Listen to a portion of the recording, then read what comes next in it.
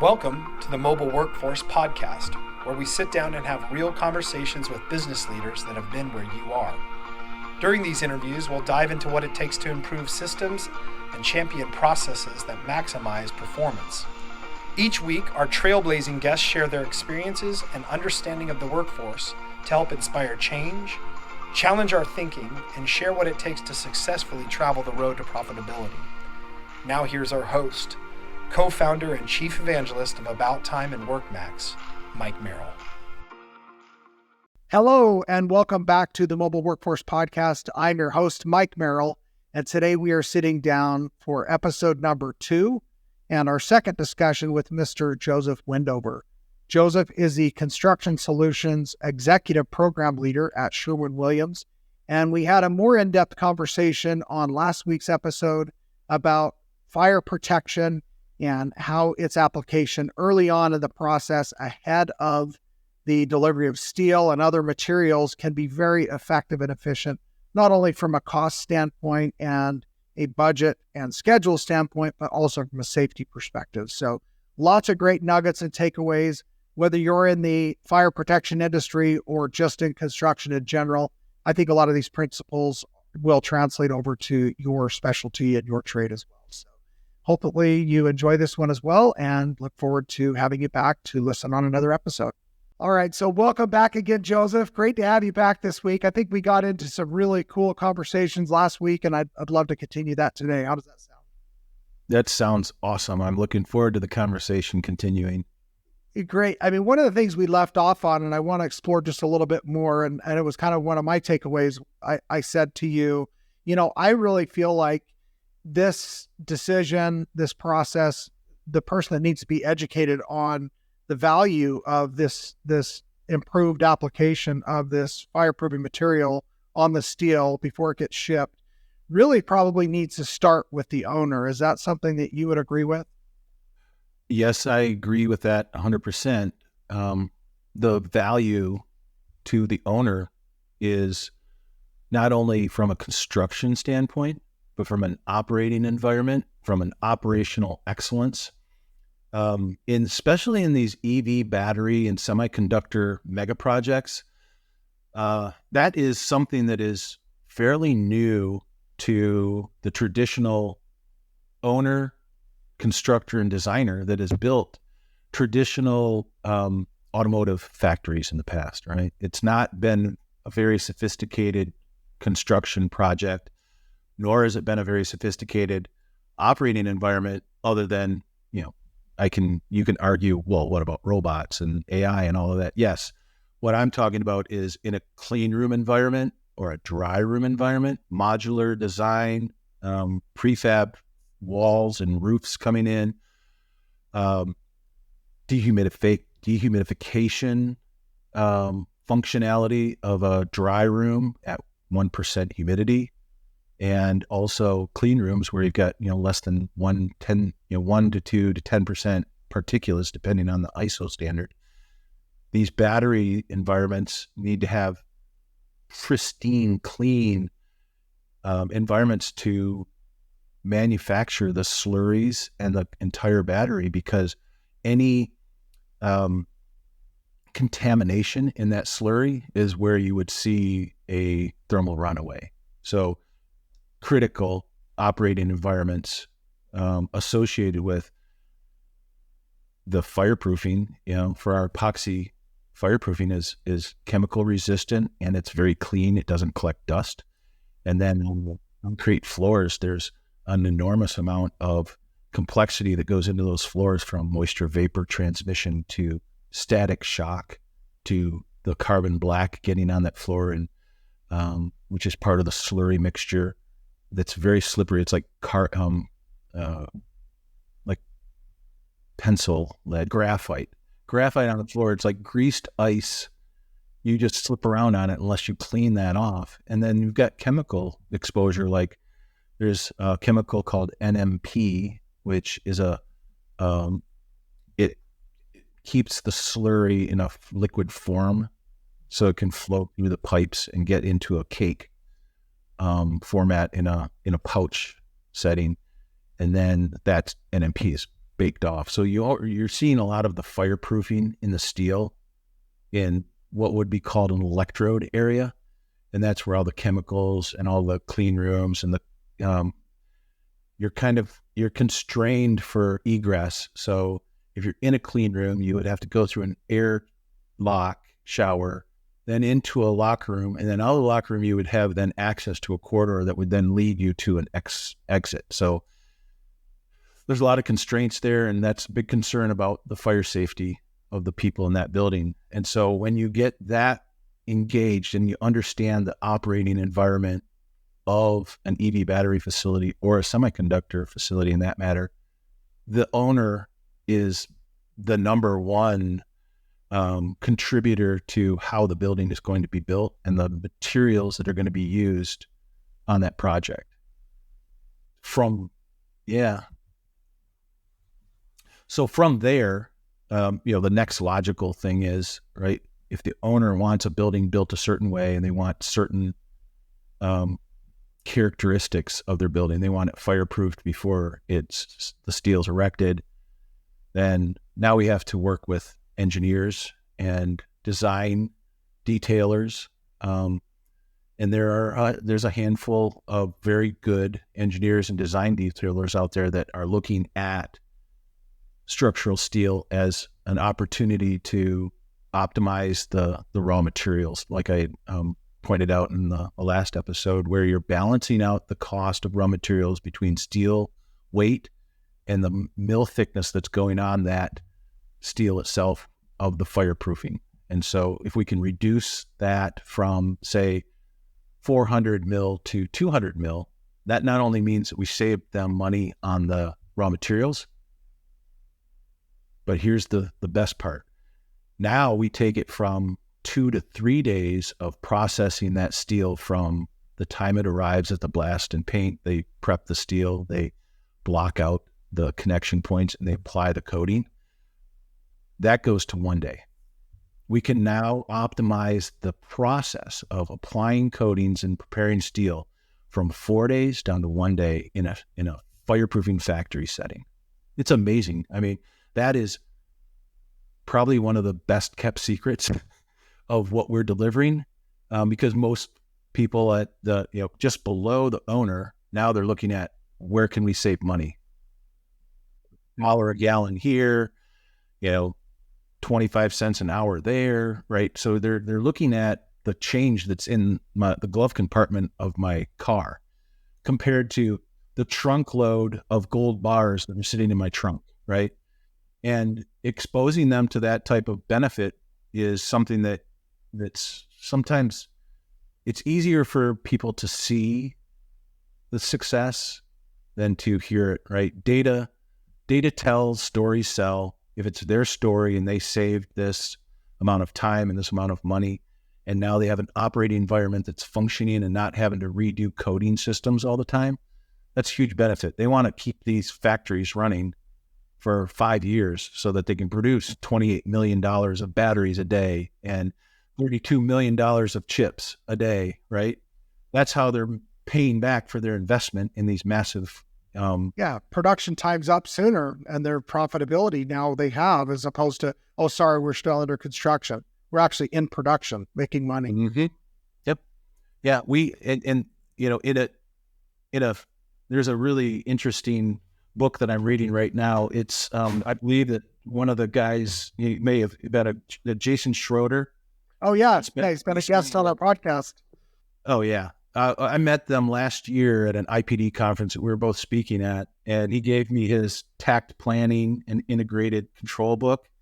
I'm on my third time through it right now, and I listen to his podcast and read all of his stuff. But the concept about what he's talking about there is when you look at a schedule, you hit your little magic button and it creates the schedule. It's all of the things that are in best case scenarios and even unrealistic scenarios. This is how long it's going to take the entire project. But when you actually get into tax scheduling and planning, and you're looking at time and space, now you can actually go in this electrode area.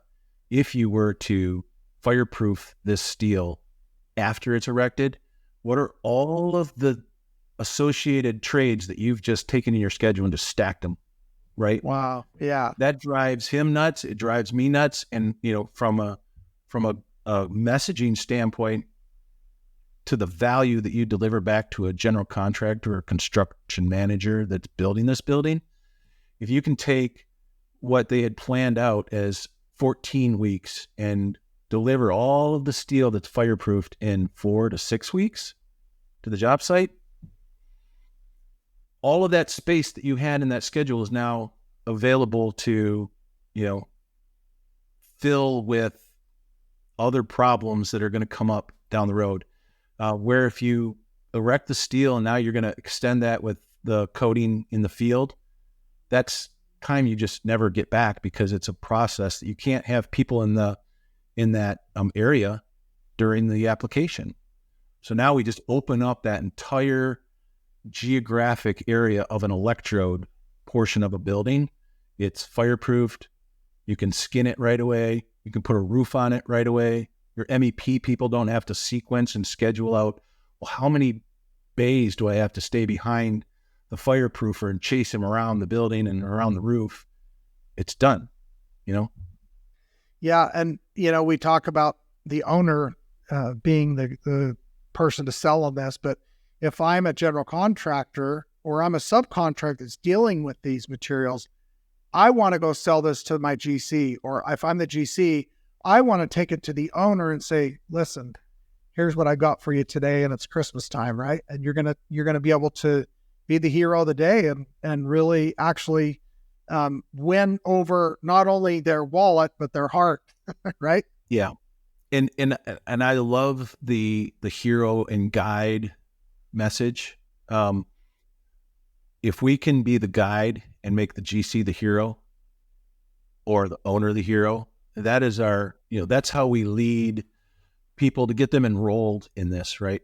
We have no authority to make anybody do anything. They have to see the problem and be willing to take a chance and innovate in a way that may just save them a lot of time and money.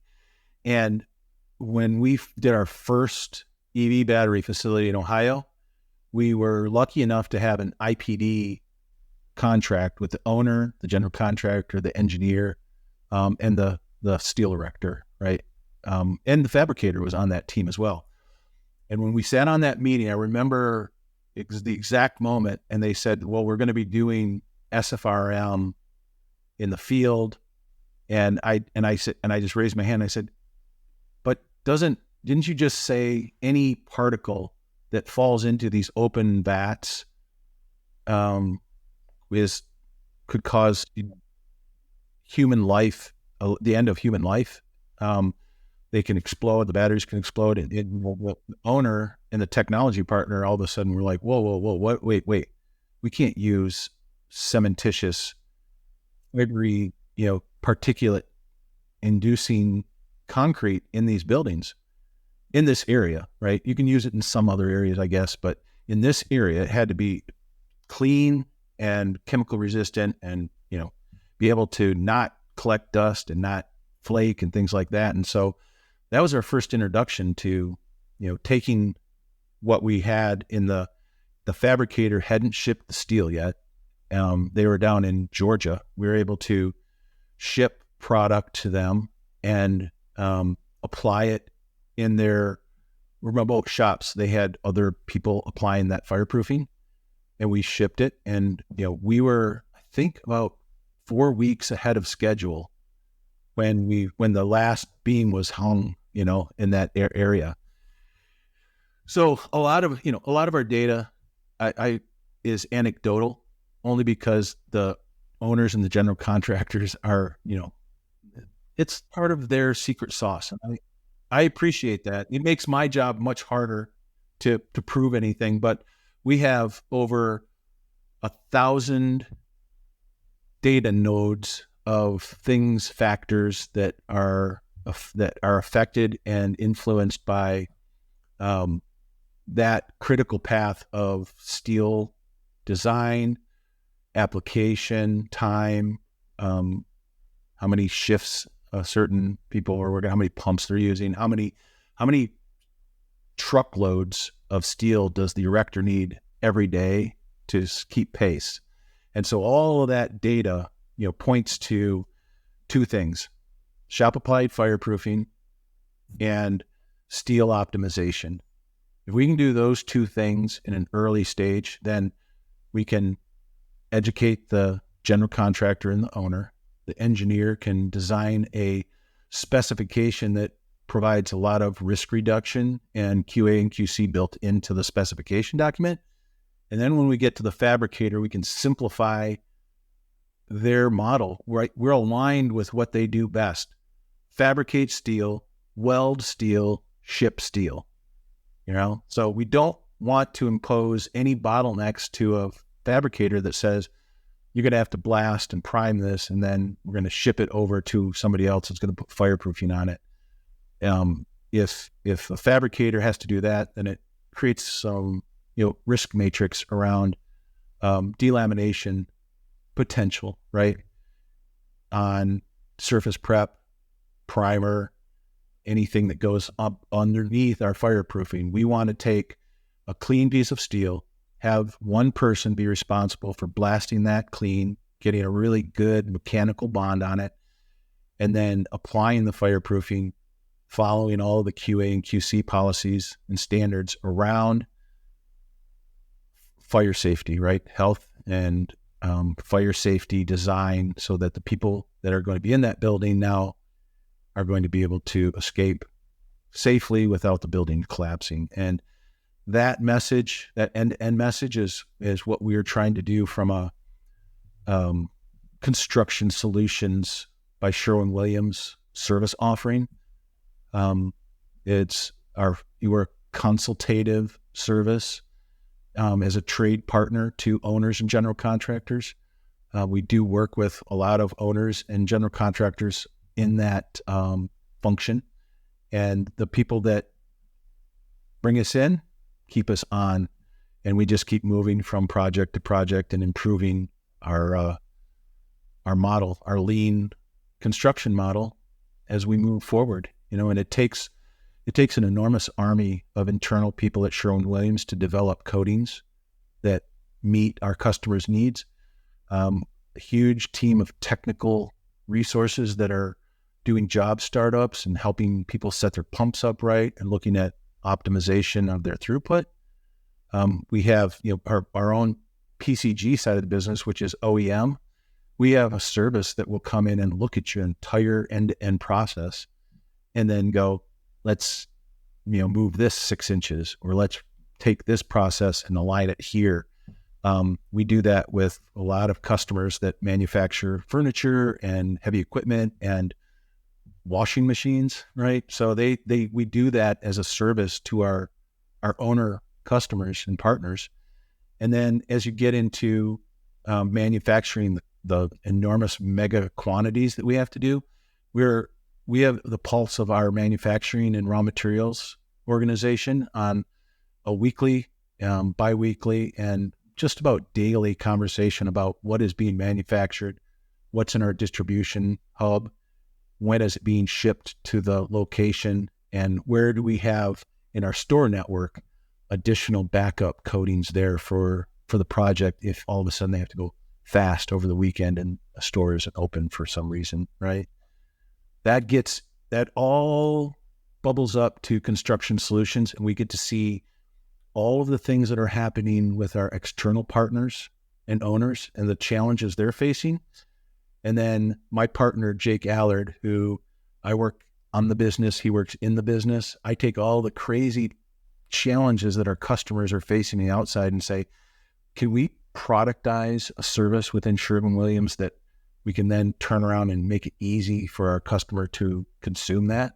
And that's really what we've been able to do from an organizational standpoint within Sherwin-Williams, is leverage all of the services and the 61,000 people that we have available to us, and the labs and the technical services, and just take that in a way that simplifies the consumption of a construction company that also makes paint, right? Our goal at Construction Solutions is to be the most valuable construction company in the world by 2030. We're trying to escalate that into an earlier horizon, but we're making some major impacts financially and safety wise to the industry, specifically in the mega projects associated with EV battery facilities, and we feel we're in a really good position to continue to impact that industry and that market in a really big way as this grows into the battery materials moving into the States. And then now end of life recycling, that's going to be a big play in this. So those are our three verticals that we're looking at, right? The battery active materials, the manufacturing side of it, of the battery, and then the recycling piece of it. We've got a good pulse of where that's headed. And, it's funny because we say this in our group every day. It's like, what were we wrong about yesterday that we have to figure out how to solve that today? So it's very new. It's innovative. It's a different message from Sherwin Williams. And, the people that buy paint in that industrial market, like, fireproofers and high performance applicators that are doing that type of work, really see the value in the services that we're bringing to, the customers that they're hiring now. And so that's probably been the biggest advantage that we've been able to bring to the organization as a whole, is that visibility of people that are not buying paint, but making all the decisions about where paint's used, who's going to apply the paint, what paint is being applied to their multi-billion-dollar asset. Yeah, back to the hero of the day, or helping them be a hero. I mean, you're arming them with tools that are going to help them to not just look better, but be better and really service their customer and the end consumer, whoever is involved. The workers that are so much more safe, right, can go home to their families. There's lots of benefits, it sounds like, all the way around from this entire process. So it's really pretty fascinating. Again, a lot more than you see on the surface of a coat of paint, right? Yeah, it's true. It's true. We're really proud of the team and the executive sponsorship that we've had from the organization, visibility into the impact that we're making and the risk reduction that this group brings to the organization, not only to Sherwin Williams, but to everybody involved, the owner, the general contractor. There's less rework that's done when you take, PhD lab people, technical people, coatings experts, and then instead of doing a remediation and reverse engineering of a problem that occurs, usually that's when people reach out to Sherwin Williams and say, hey, I have paint that's not sticking to something, right? Can you come out and figure it out? That is so expensive at the end of a project or at the end of a stage where now you've got this hold while we figure out what the root cause is. And if you can take that service, it really is a service, and move it to the front of the line and say, how are you making it? How do you want to build this? How fast do you want to build it? What does the steel need to look like before it's coated? And what does the product need to look like after it's coated? What are all the QA and QC standards that are associated with this type of operation? And then the ultimate goal is this. When we get done with a project, we want our owners and our partners to go, that was really boring. Yeah, no problem with paint. No surprises, no fun, no high blood pressure. Yeah. And, for those viewers that don't have your cameras on, I just yawned. Yeah. I think, you kind of talked about some of the industries that you're more heavily focused on. I've got to imagine there are a lot of commercial and industrial applications that this applies to, even in all industries. I mean, outside of residential housing, I've got to think there's an impact here for just about any structure being put up today. Is that right? Yeah. So Construction Solutions started out as a pilot program, working on a big commercial project project in Dearborn called the Ford Hub, and it's a technology campus for Ford. We exercised a lot of new processes and connected, multiple people within our organization and across silos and geographies and coatings. And what we found is this is something we could do for a big campus. We executed it on several stadiums and are continuing to work on big stadium projects. We do it on tall buildings. It's applicable for food and beverage and pharma, solar, anything. Solar manufacturing now it's all done in clean rooms. So is pharma and a lot of food and beverage situations. And so we're expanding our team out into pharma and food and beverage. And then as the process becomes more and more ingrained and embedded, we have to build our internal teams out around those teams. And so we have had a team build out EV battery, and it's done in pairs, 2-person teams. So the traditional is one resource is talking to owners and one resource is talking to general contractors, and then constantly sharing what we've learned between the two and understanding what the pattern is, that an owner usually will choose a general contractor and an engineer over and over and over again. And so if we can figure out how that all fits together, then the relationships I have with the general contractor and my partner Jacob Allard has with the owner become intertwined. So I now have relationships with owners at certain levels, and he has relationships with general contractors at certain levels, and we can just, we want people to have us on their speed dial. So when we call, they answer. And if they have a question, they call us. And so we have a 2-person team that works on semiconductor as well. And they're really making a huge impact, because that industry is something that has been around. They've been building that building a certain way for 20 years. So now to come in and say, hey, what about innovation? The process to get even a different kind of paint on a project is you got to write a white paper, you got to do a bunch of testing. There's a bunch that goes into just bringing in a coating that is now going to be inside of a semiconductor clean environment where there's a lot of risk if you put the wrong system in there, So we're trying to do what we've been able to do in EV battery. We're hoping to see the same results in semiconductor and then move into this new food and beverage and pharma role as well, and then into tall buildings, and then into infrastructure and into oil and gas and whatever else. It's all, you're right. Construction is construction, and there's ways to do it that can leverage paint as a process and move coatings to the front of the line. Not always, but if it takes fireproofing, if it's fireproofing, you want that to be one of your first decisions of what you're going to put in your procurement package, right? You're going to wait and go, oh, we got to buy 100,000 gallons of stuff. And now it's like, that might be a problem.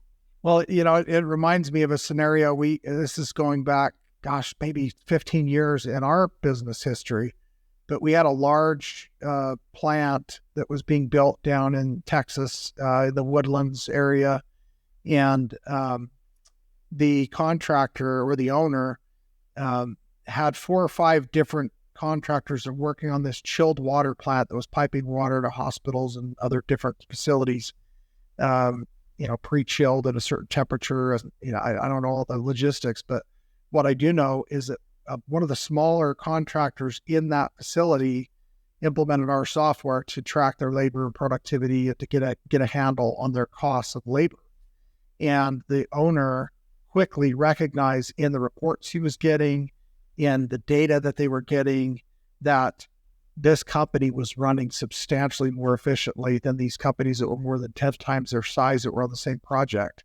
And so whatever their financial model was, the owner was very compelled to say, how are you getting this data and how are you being so efficient on my project? And so they said, well, we use just company software tool to track this.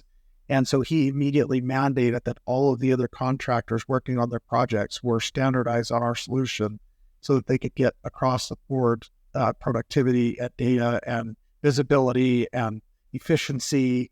And so now they're running, at a cutting down overtime hours, reducing overages on T&M.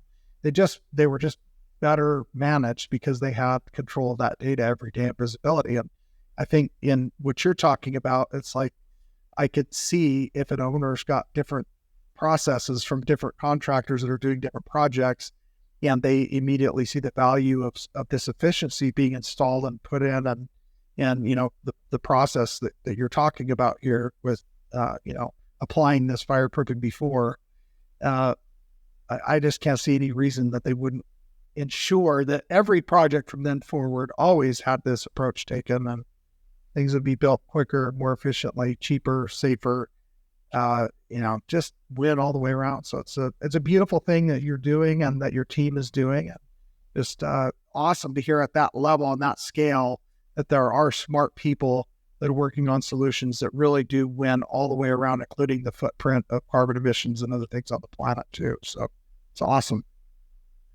Yeah, we're really proud, and I appreciate you inviting us to have this conversation. It always amazes me when there's a software tool, right, based on data that can deliver that kind of clarity to an owner, because we always say data tells, but stories sell, and if you can tell a story from your data, then people can actually visualize that and see the results. One of the things that is very unique about the fireproofing system that we have, the epoxy product, is it's blue. It's light blue. Okay. And most primers are white and gray, right? And so as you're pulling up to or driving by some of these massive EV battery facilities, and you see a 2-story steel structure that's blue, all of the owners and general contractors now call that, blue steel. And so cool. I love that. I love that because, people have asked us, do you have to do it in blue? Why do you have it in blue? And the nice thing about it is our product is the only product that's blue. And so if you look up at a building, you can actually see what's fireproofed and what's not, where you're at in the process is, and what's protected, right? Yeah. So it's a very unique visual that most people, I've heard lots of conversations. What is that blue steel stuff? When you're on a job site or talking to an owner, and it's a great opportunity to say, well, that's, your health and safety, your fire safety, last line of defense. If shit goes bad, you got at least your structural steel is going to stand up, right? Yeah. And that's a big responsibility, and we don't take that lightly. That this isn't just, people shouldn't just think about this as paint and applying paint to steel, and you're going to do it the cheapest you can, and you cut corners where you can. This is different. This is people's lives and the safety of the people that are in those buildings, punching the clock every day. We want to give them a chance to get home to their family as well. Yeah, that's amazing. One other thing, we didn't really talk about this, but I heard you mention where the steel maybe gets beefed up a little bit and the cost could go up on some of these, and then the fireproof coating goes down. Well, now they may have a more structurally sound, stronger building also that they wouldn't have had prior, because that would have been a corner that would be cut. And not that there's anything wrong with them just meeting the spec, but maybe the steel now exceeds the spec, but it's still cheaper than, so I don't know, maybe a positive consequence there. We had a project where there was it was in a very seismic intense area, and so that structure was fairly heavy from a steel standpoint, and the same owner built another one of those structures in another part that wasn't had a seismic requirement or restriction on that, and so they lightened the building. the difference between the first building and the second building was about 40% with for more, because the steel was lighter. It was 40% more fireproofing required on that building, the same hourly ratings. And we didn't, I don't think we caught that one until the second building was getting built at the for the third location. But that was a huge insight, right? We were there. They had to build it this one way, and they were exact footprints of each other. And then when we looked at it, they built the building with light steel because they could, and then the cost of the coating just went up because they had so much more coating on the steel. So it was very interesting to have that play out, right, with the same owner, to be able to see that happen 3 times. And comparative. What are we paid this much, and we paid this much, and now we're going to pay this much, right? Because we fixed it on the third one. But optimized lean manufacturing, right? Lean construction. Yeah, you just gotta be involved throughout the project. From pre-design to design to construction to post-mortem, and then on to the next one. And then, sitting with the owners and the general contractors, trying to figure out what their horizon looks like, right? Because a lot of these organizations are heavily invested in EV and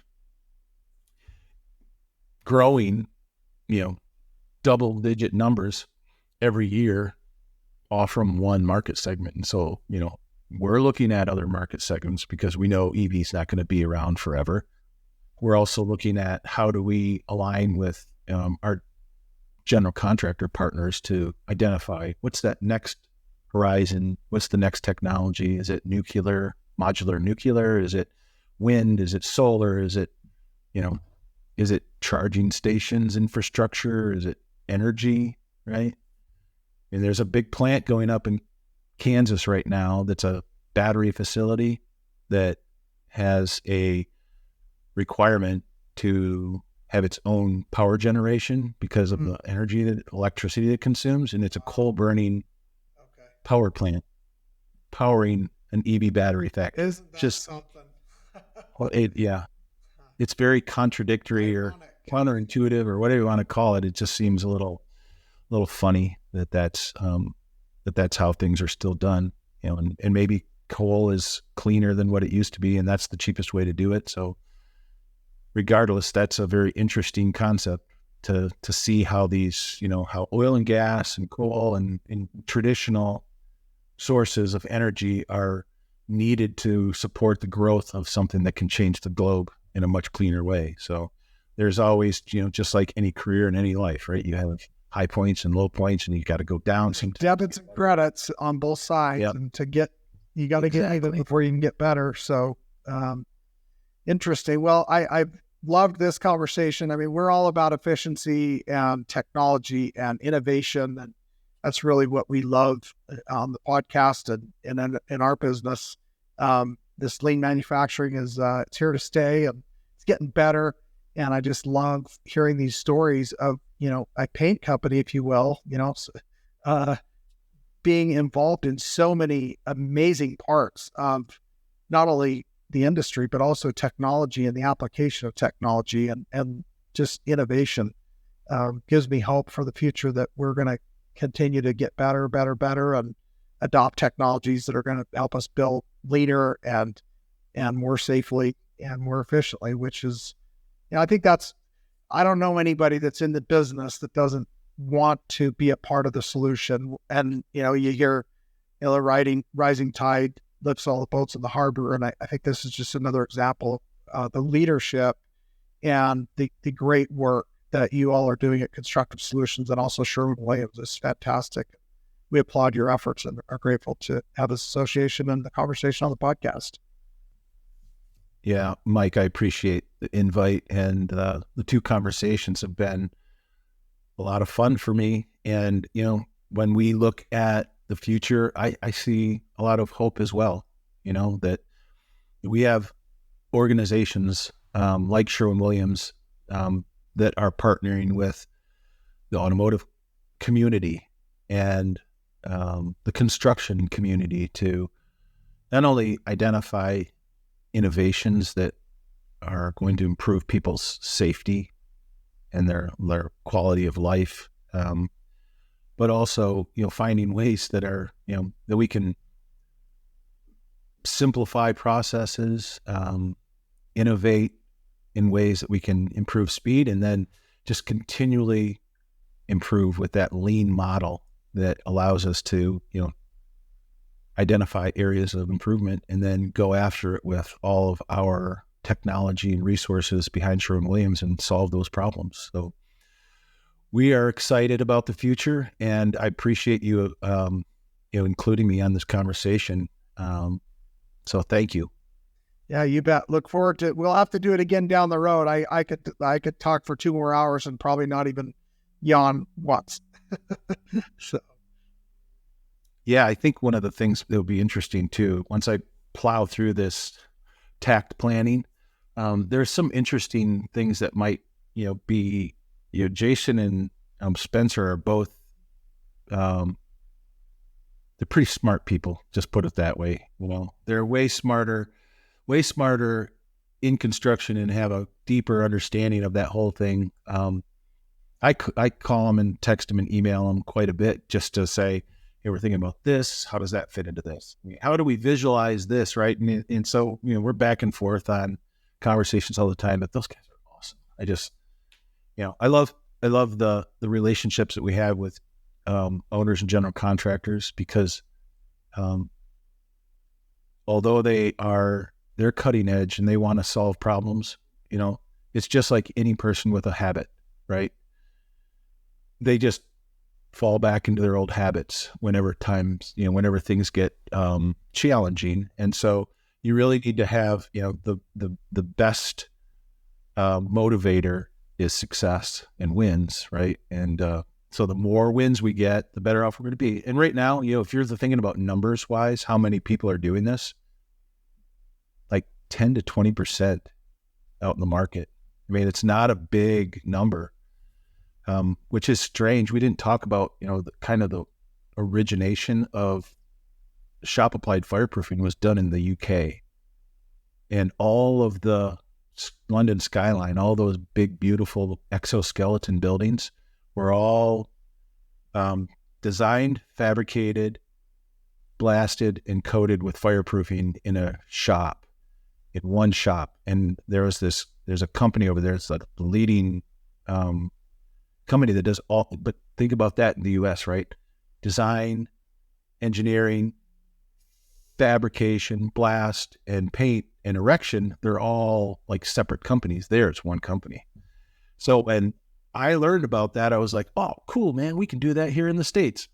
It's, you're dealing with a lot of moving parts, and everybody's got their own business model and their own markup. And so, I ran into a brick wall when I came back to the States and learned about, what the US was doing. I'm like, why aren't we doing it in the shop? That seems easy enough. And it's like, 3 years later, and we're maybe we've gone from, 0 people doing that in an EV battery facility to, of the 19 we're working on, 7 are going to use shop applied fireproofing. And then there's another 25 to 30 coming in 24 and 25 that will hopefully influence in that way as well. So it's just interesting that what can be done in the UK is really complicated in the US, So everybody knows that model.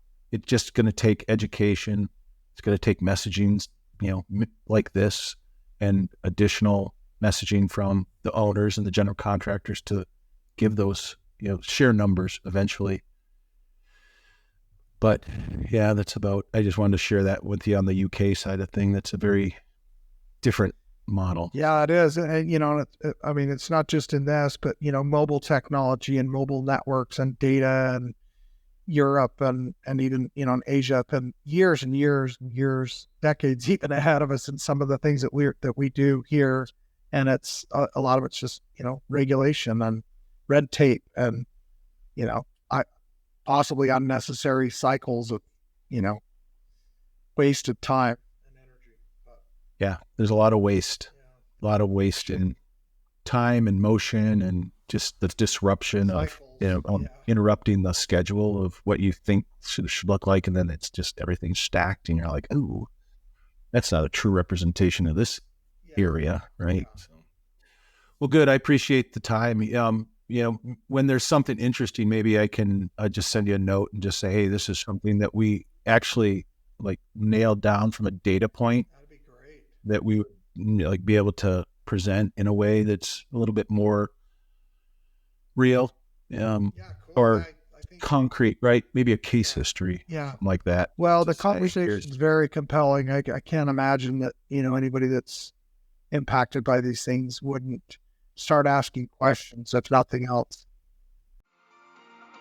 Thank you for joining us today on the Mobile Workforce Podcast, sponsored by About Time Technologies and WorkMax. If you liked the conversation we had today, or were able to learn anything new or helpful, please make sure to follow us on our WorkMax page on LinkedIn and on Instagram at WorkMax_. And subscribe to the show on iTunes or your preferred podcast platform so you will never miss another insightful episode. Also, if you enjoyed the podcast, please leave us a 5-star rating and review and share the show with your friends and colleagues. Your support means the world to us and will allow us to continue providing impactful information with others looking to improve their results in their business and, in turn, their life.